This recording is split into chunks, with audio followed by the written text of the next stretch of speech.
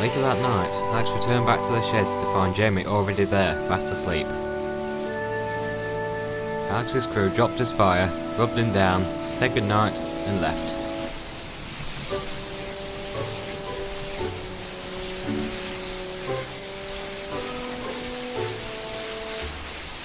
Minutes later, Alex watched as Lily slowly backed down into the sheds. She looked exhausted and almost scared. As the crew left, she spoke up. Alex, Yeah? do you believe in ghosts? What brought that on? A conversation with Scott, perhaps? Alex did indeed believe in ghosts, but he didn't want to frighten Lily any more than she already looked.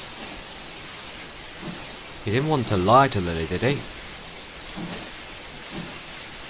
Yes, Lily, I do believe in ghosts. In fact, I've seen a few in my time. Lily's face went pale. But don't worry, Alex reassured. Ghosts can't hurt you, and most are quite nice anyway. Alex smiled to himself, knowing that was a lie. If you say so. And with that, Lily closed her eyes and went straight to sleep. Alex stayed awake for a little longer, thinking back over his words. Slowly his vision went blurry, and everything went black.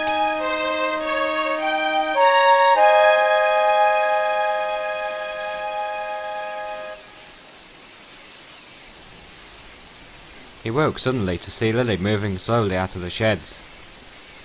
Lily? Where are you going? There was no reply. Alex moved slowly forward to catch up with her. Lily! Lily! Where are you going?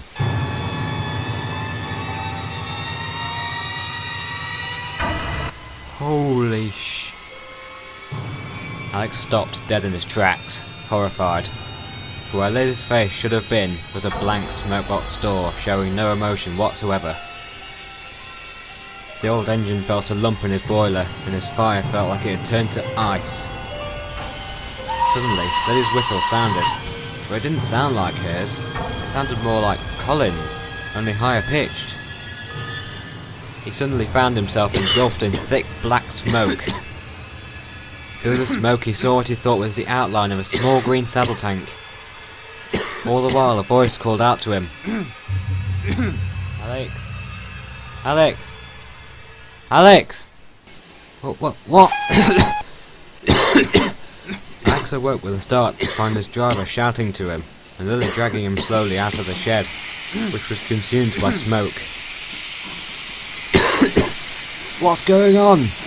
I'm not sure, replied the foreman. We suspect that sparks from Jamie's fire set the sleepers alight, but we can't be too sure. If that's the case, it was merely a stroke of bad luck.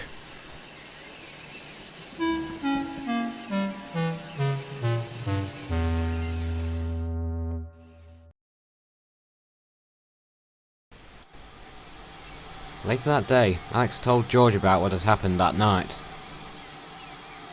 Well, now that's a nightmare. You're telling me. What scares me the most is how real it was. How can you call that real? I mean, a steam engine without a face? Who ever heard of such a thing? Never mind that now. Next time you see Scott, could you tell him I need a word, please? Sure thing.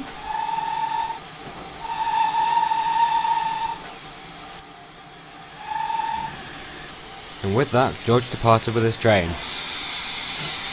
As he left, Rebecca arrived with her passenger train.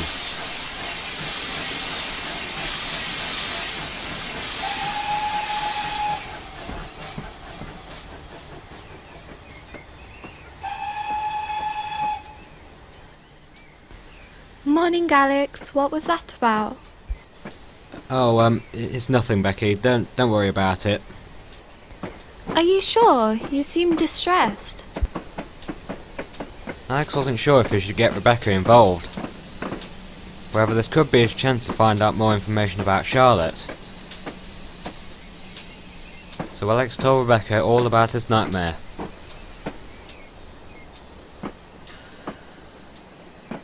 Once he'd finished, Rebecca had a look of disbelief. George told me that Jamie told him that he'd had the same nightmare the night he arrived. Alex was speechless. No wonder Jamie didn't like Lily so much. As Alex shunted Rebecca's coaches away, he decided that something had to be done.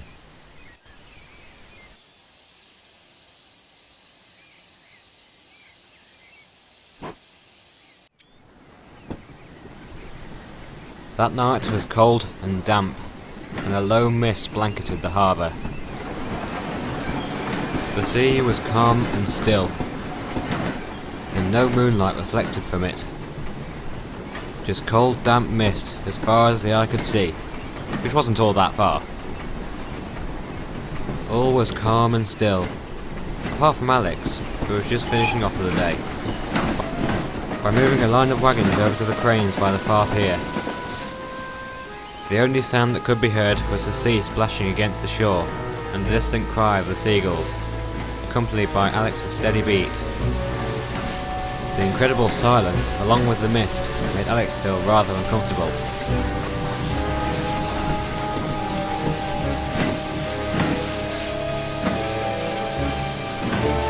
Suddenly, Alex saw the outline of a small green saddle tank through the mist. Getting an awful sense of deja vu, Alex called out to his driver. Oh God. Stop! Stop for the love of Brighton, stop! The driver quickly applied the brake, and Alex stopped. But as he did, the figure began to move towards him from the coal bunkers. Alex quickly regretted his decision.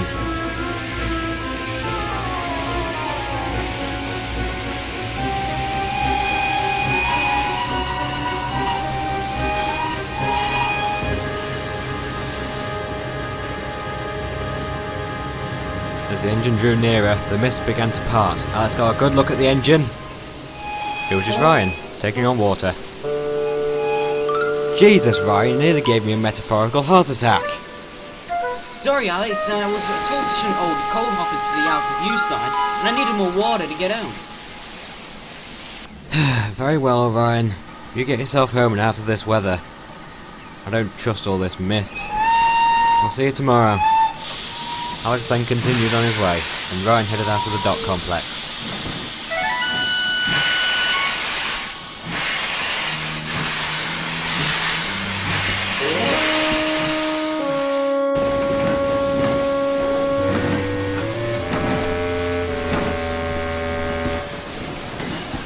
Alex found the pier and arranged his trucks in the siding, and then prepared to go back to the sheds.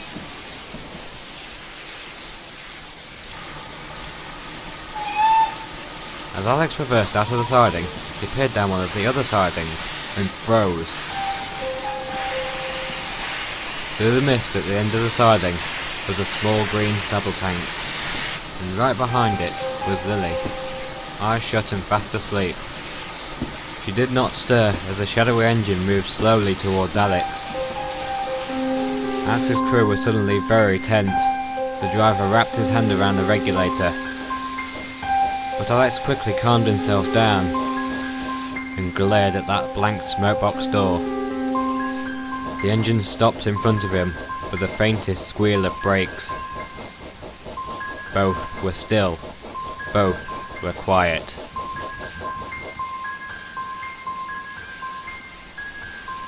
So, you're this Charlotte I've heard so much about. The engine hissed. Yes, that's right. I've heard of you, Alex replied. I also believe that you're the one who gave myself and my colleagues a bit of a fright. The engine hissed again, only more sharp and clear. I am aware of that, thank you, Alex snapped. And I won't tolerate this behaviour any longer. I suggest you make yourself scarce and leave my friends alone. Charlotte's safety valves began to lift. Don't you dare think you can scare me. I'm not frightened of you, he said, trying not to let his voice quiver. Charlotte stopped hissing and was silent once more.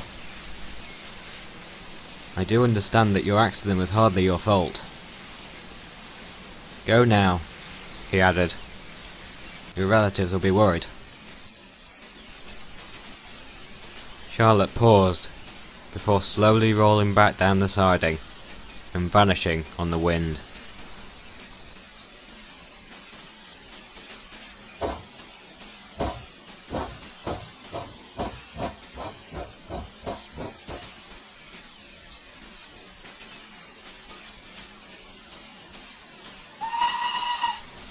As if on cue, the mist slowly cleared.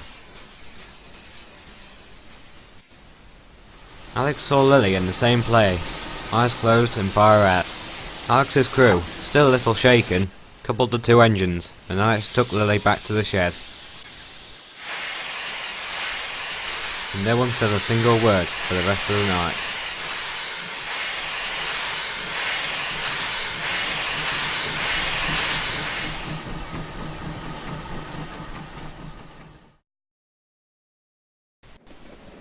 Everything seemed to go back to normal the next day. All trains were on time, and everything ran like clockwork. And no more was said about Charlotte's ghost. Alex never did tell the other engines about what he saw that night. He decided that they didn't need to know. But what he did know was that this would be a night he wouldn't forget in a hurry.